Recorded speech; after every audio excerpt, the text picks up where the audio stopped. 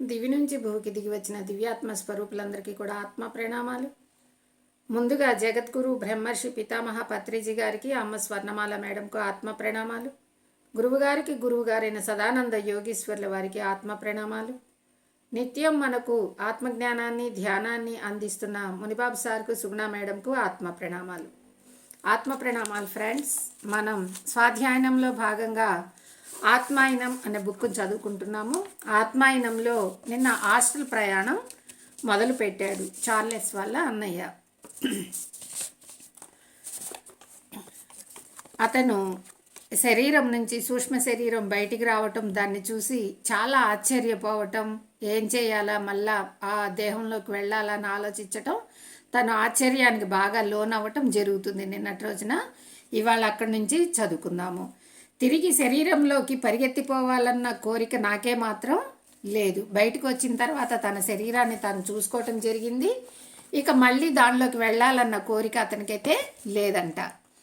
ఆశ్చర్యపోయానని చెప్తే తక్కువే చెప్పినట్లు అవుతుంది. అంటే చాలా ఆశ్చర్యపోయాడనమాట. తన శరీరాన్ని తాను చూసుకొని చాలా అద్భుతంగా ఫీల్ అయ్యాడు. ఎప్పుడు అలాగా మనం అద్దంలో మాత్రమే మన ఈ రూపాన్ని మనం చూసుకుంటాం తప్ప మనం సూక్ష్మ శరీర రూపంలో ఎప్పుడు కూడా మనం చూసుకొని ఎరగం. బయటికి వచ్చి అక్కడ అలా చూసేసరికి అతనికి చాలా ఆశ్చర్యం అనిపించిందంట. నేను చాలా భావోద్రేగానికి గురయ్యాను, చాలా భావోద్రేగానికి గురయ్యాడు. ఎలాగ నేను ఇలా బయటకు వచ్చాను, నా శరీరాన్ని నేను చూసుకోగలుగుతున్నానని చెప్పి ఆశ్చర్యపోయాడంట. పులకించాను, కొద్దిగా భయం లాంటిది కూడా కలిగింది.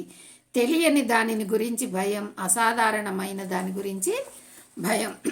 ఇది మనకి ప్రతి ఒక్కరికి కూడా అలానే జరుగుతుంది. మనం అనుకోకుండా ఏదైనా మనకి జరిగినప్పుడు మనం భయభ్రాంతులకు లోనవుతాం అన్నమాట. అట్లానే ఒక ఆశ్చర్యానికి కూడా గురవుతూ ఉంటాము. ఈ హాస్టల్ ప్రయాణం అన్నది ఎవరికి జరిగినా ఫస్ట్ టైం అందరికీ అలానే కొద్దిగా ఆశ్చర్యంగాను, భయంగాను, అంతా గందరగోళంగాను అట్లా మనకి జరుగుతూ ఉంటుందన్నమాట. అర్ధరాత్రి పూట పట్టపగుల్లా వెలుతురులా కనిపిస్తూ ఉంటే బిత్తరపోయాను. అర్ధరాత్రి కూడా చాలా తెల్లగా వెన్నెలకు పోసినట్టుగా, ఆరబోసినట్టుగా కనపడుతూ ఉంటే ఆశ్చర్యపోయాడంట. హాస్టల్ వెల్లెల్లో అన్ని వేళలా అంతటా ఉండే ఆ వెలుతురును మొట్టమొదటిసారిగా నేను చూడగలిగాను. ఇప్పుడు మనకి కరెంటు తీసేసుకొని మనం లైట్లను ఆపుకొని పడుకుంటాము, కానీ ఈ సూక్ష్మ శరీరంలోంచి బయటకు వచ్చినప్పుడు అన్నీ కనిపిస్తూ ఉంటాయి. రూమ్లో ప్రతి వస్తువు మనకి తెల్లగా బాగా చక్కగా వెన్నెల కాంతిలాగా అన్నీ కనపడుతూ ఉంటాయన్నమాట. అలా కనిపించేసరికి అతను ఆశ్చర్యపోయాడనమాట. ఇంత వెలుతురు చీకట్లో కూడా ఇంత నేను చూడగలుగుతున్నాను అని చెప్పేసి అనుకున్నాడంట. ఆ క్షణంలో అది ఎలా ఉంది అని నేను గమనించగలేకపోయినా ఆ తర్వాత తెలుసుకున్నాను, అది నీలం కలిసిన బూడిద రంగు వెలుగు అని. తూర్పు తెల్లవారుతుండగా గదిలో ఎటువంటి వెలుతురు పరుచుకుంటుందో దానికన్నా ఇంకొంచెం ఛాయ్ తక్కువగా ఉందన్నమాట. తెల్లవారుజామున ఫస్ట్ తొలి కిరణాలు, సూర్యకిరణాలు ఎలా అయితే మన మీద పడతాయో అలాంటి వెలుతురుని తాను చూస్తూ ఉన్నాడనమాట. నా వెనక నుంచి ఎవరో పకపక నవ్వటం వినిపించింది. ఎందుకో ఆ నవ్వు నేను విని ఉలిక్కి పడలేదు. వెనుదిరిగాను. చార్లెస్ ఉన్నాడు అక్కడ. ఒక్కసారిగా చూడండి ఏం జరిగిందో.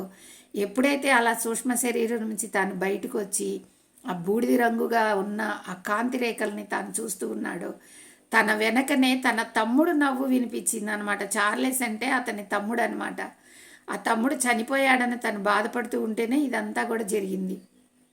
తన తమ్ముడు తన వెనకాలండి నవ్వటం విని చాలా ఆశ్చర్యపోయాడంట. ఆ నవ్వు తనకు బాగా తెలిసిన నవ్వు అని వెనుదిరిగి చూశాడంట. అక్కడ చార్లెస్ ఉన్నాడు, అక్కడ వాళ్ళ తమ్ముడు ఉన్నాడనమాట.